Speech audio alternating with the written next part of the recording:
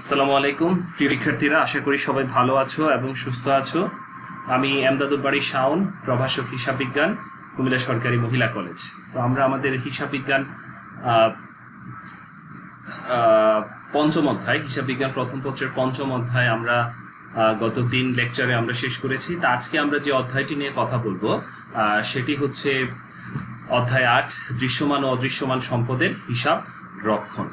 তো দৃশ্যমান ও অদৃশ্যমান সম্পদের হিসাব রক্ষণ বেসিক্যালি চ্যাপ্টারটি আরেকটি নামে আমরা সবাই জানি, যেটিকে বলা হয় হচ্ছে এটিকে বলা হয় হচ্ছে অবচয়।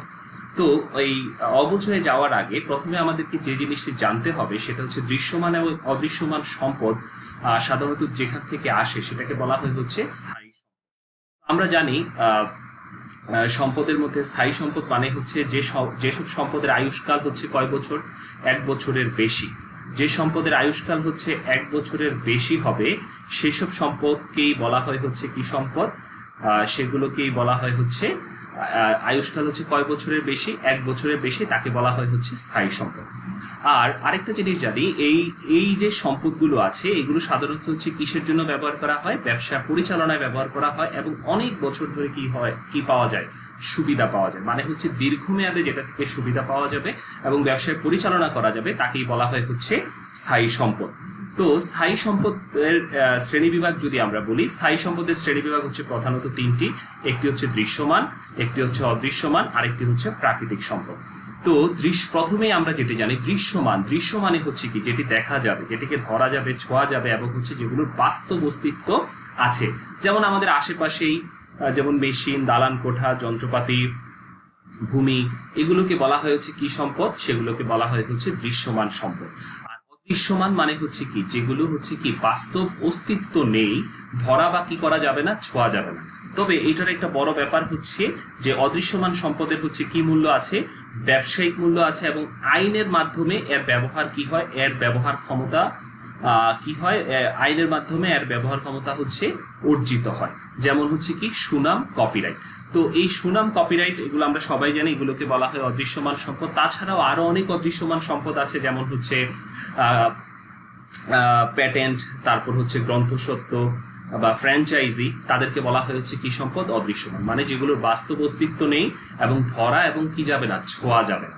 আর সর্বশেষ যেটি, সেটা হচ্ছে প্রাকৃতিক সম্পদ, যেটি হচ্ছে ন্যাচারাল, যেটাকে বলা হয়, যেগুলো হচ্ছে প্রকৃত প্রদত্ত এবং সীমাবদ্ধ সম্পদ। এগুলো সাধারণত কি হয়, অ্যাভেলেবেল না। যেমন বাংলাদেশ হচ্ছে কি গ্যাসে খুব স্বয়ংসম্পূর্ণ, কিন্তু একটা সময় পরে কিন্তু এটা কি হয়ে যাবে, শেষ হয়ে যাবে। যেমন এর মধ্যে প্রাকৃতিক সম্পদ কি বোঝায়, তেল, খনি, গ্যাস ক্ষেত্র, এগুলোকে বলা হয়েছে কি সম্পদ, প্রাকৃতিক সম্পদ। তাহলে আমরা জানলাম স্থায়ী সম্পদ মানে হচ্ছে কি যেসব সম্পদের আয়ুষ্কাল হচ্ছে কয় বছরের বেশি, 1 বছরের বেশি, এবং এগুলো হচ্ছে ব্যবসায় পরিচালনায় কি করা হয়, ব্যবহার করা হয় এবং অনেক বছর ধরে কি পাওয়া যায়, সুবিধা পাওয়া যায়। আর স্থায়ী সম্পদ হচ্ছে প্রধানত কয় ধরনের, 3 ধরনের। প্রথমটি হচ্ছে দৃশ্যমান সম্পদ, দ্বিতীয়টি হচ্ছে অদৃশ্যমান সম্পদ এবং তৃতীয়টি হচ্ছে প্রাকৃতিক সম্পদ। তাহলে এটি হচ্ছে আমাদের স্থায়ী সম্পদের শ্রেণীবিভাগ। তারপরে আমরা যেটি জানবো, এই যে স্থায়ী সম্পদ, এই স্থায়ী সম্পদগুলো কি হয়, আমরা বললাম একটু আগে, আমরা বলে এসেছি যেটি হচ্ছে কি বললাম, যে 1 বছরের বেশি। তাহলে যেহেতু 1 বছরের বেশি হবে, 1 বছর পরে কিন্তু এই সম্পদটার মূল্য, আমি যেই মূল্যে হচ্ছে অর্জন করব সেই মূল্য কিন্তু আর থাকবে না। এই সম্পদটার মূল্য হ্রাস পাবে। যখন ব্যবহার করব, স্থায়ী সম্পদটা যখন ব্যবহার করব, এই ব্যবহার করার কারণে সম্পদটা কি হবে, সম্পদের মূল্যটা হচ্ছে ব্যবহারজনিত কারণে সম্পদের মূল্য যে হ্রাস পাবে সেটিকেই বলা হয় হচ্ছে অবচয়। মানে হচ্ছে ব্যবহারজনিত কারণে সম্পত্তির মূল্য হ্রাস বা সম্পত্তির যে টাকাটা হচ্ছে, যে পরিমাণ মূল্য হ্রাস পাবে বা যে মূল্যের অবনতি হবে তাকেই বলা হয় হচ্ছে কি অবচয়। আমরা গত লেকচার যখন পড়েছিলাম হিসাব বিজ্ঞানের নীতিমালা, সেখানে আমরা পড়েছিলাম হচ্ছে মিলকরণ নীতি। এই মিলকরণ নীতি অনুযায়ী হচ্ছে অবচয় কি করা হয়, ধার্য করা হয়। আর তারপর হচ্ছে অবচয় হলো সম্পত্তি ব্যবহারের বার্ষিক চার্জ। মানে হচ্ছে একটা সম্পত্তি আমি 1 বছর ধরে ব্যবহার করব, 1 বছরে এটার যে খরচটা হবে বা যে পরিমাণ পরিচালন খরচটা হবে সেটাকেই বলা হয় হচ্ছে অবচয়। মনে রাখতে হবে অবচয়ের ফলে প্রথমে যেটা হয়, সম্পত্তি এবং হচ্ছে মালিকানা সত্ত্ব কি পায়, হ্রাস পায়। অবচয় যখন আমরা ধার্য করব এর ফলে কি কি হয়, সম্পত্তি ও মালিকানা সত্ত্ব কি পায়, হ্রাস পায়। আর যদি অবচয় আমি ধার্য না করি তাহলে কিন্তু সম্পত্তির মূল্য কি দেখানো হবে, বেশি দেখানো হবে, এবং মালিকানা সত্ত্ব কি দেখানো হয়, বেশি দেখানো হয়। তাহলে অবচয় হচ্ছে মূলত হচ্ছে কি ব্যবহারজনিত কারণে বা ব্যবহারজনিত কারণে সম্পত্তির যে মূল্য হ্রাস পায় বা যে মূল্য কমে যায় বা অবনতি হয় তাকেই বলা হয় হচ্ছে অবচয়। আর যে নীতি অনুযায়ী হচ্ছে যে নীতি অনুযায়ী হচ্ছে অবচয় ধার্য করা হয় তাকে বলা হয় হচ্ছে মিলকরণ নীতি। ঠিক আছে, তো যেহেতু আমরা জেনে গেলাম হচ্ছে আমাদের অবচয়, এবার আমরা যেটা সম্পর্কে জানবো সেটা হচ্ছে অবচয় ধার্যের হচ্ছে অনেকগুলো পদ্ধতি আছে। প্রথমে যেটা বলা হয় সেটা হচ্ছে সরলরৈখিক পদ্ধতি, তারপরে জানলাম ক্রমহ্রাসমান জের, তারপরে হচ্ছে দ্বৈত হ্রাসমান জের, তারপর হচ্ছে বর্ষ সংখ্যা, তারপরে হচ্ছে উৎপাদন ঘন্টা, তাছাড়াও আছে উৎপাদন একক, আছে আরো কিছু পদ্ধতি আছে। আসলে বেসিক্যালি এতগুলো পদ্ধতি সম্পর্কে উচ্চ মাধ্যমিক শ্রেণীতে না জানলেও হয়। বেসিক্যালি আমি বড় করে রেখেছি দুটি পদ্ধতি, একটি হচ্ছে সরলরৈখিক পদ্ধতি আর একটি হচ্ছে ক্রমহ্রাসমান জের পদ্ধতি। তো আমরা সাধারণত হচ্ছে এই দুইটা পদ্ধতি সম্পর্কেই জানবো, একটি হচ্ছে সরলরৈখিক আর একটি হচ্ছে ক্রমহ্রাসমান। তো আর বাকিগুলো না জানলেও হবে, তারপরে আমরা করব, খুব একটা গুরুত্ব দেওয়ার প্রয়োজন নেই। তো বেশি গুরুত্ব দিতে হবে যে দুটিতে, একটি হচ্ছে সরলরৈখিক আর একটি হচ্ছে ক্রমহ্রাসমান জের।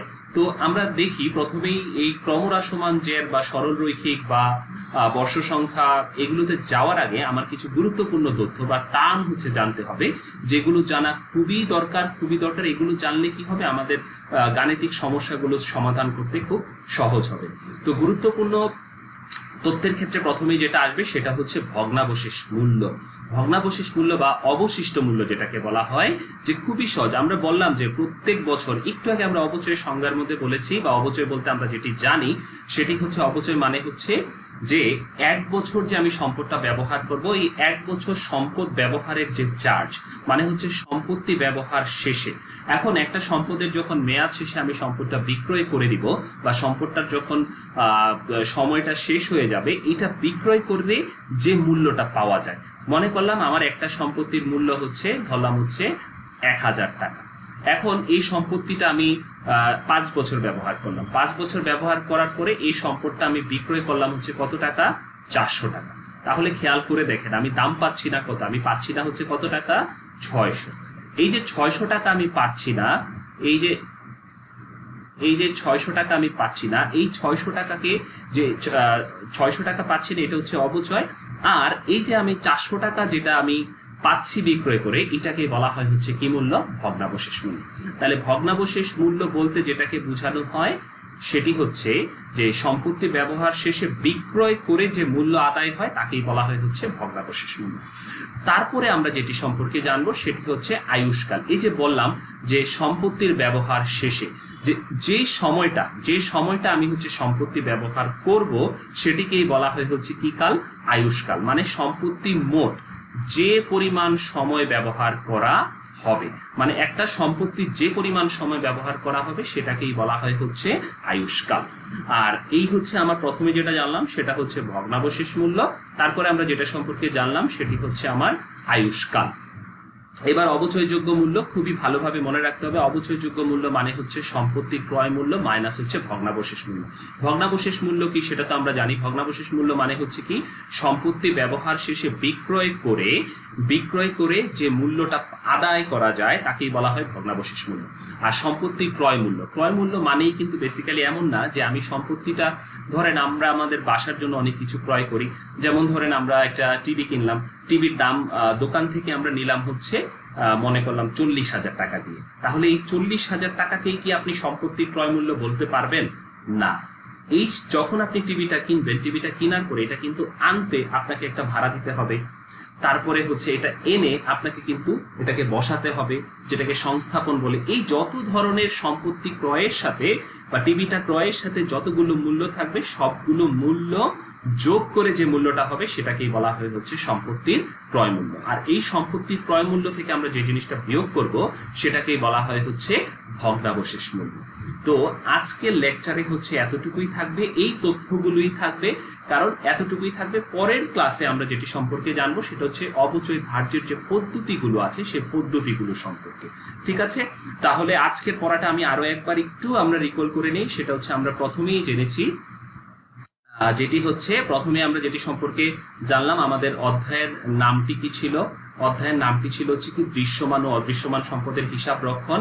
আর দৃশ্যমান এবং অদৃশ্যমান সম্পদের হিসাব রক্ষণে আমাদেরকে প্রথমেই যে জিনিসটা জানতে হবে সেটা হচ্ছে স্থায়ী সম্পদ মানে স্থায়ী সম্পদ। আর স্থায়ী সম্পদ আমরা বলেছি যে সম্পদের আয়ুষ্কাল হচ্ছে কয় বছরের বেশি? 1 বছরের বেশি। আর স্থায়ী সম্পদ হচ্ছে প্রধানত কয় প্রকার? 3 প্রকার, দৃশ্যমান, অদৃশ্যমান এবং হচ্ছে প্রাকৃতিক। তো দৃশ্যমান মানে হচ্ছে যার বাস্তবিক অস্তিত্ব আছে এবং ধরা ছোঁয়া যায়। অদৃশ্যমান মানে হচ্ছে অস্তিত্ব নেই, ধরাও ছোঁয়া যাবে না, তবে ব্যবসায়িক মূল্য আছে। প্রাকৃতিক সম্পদ মানে হচ্ছে কি প্রদত্ত? প্রকৃতি প্রদত্ত।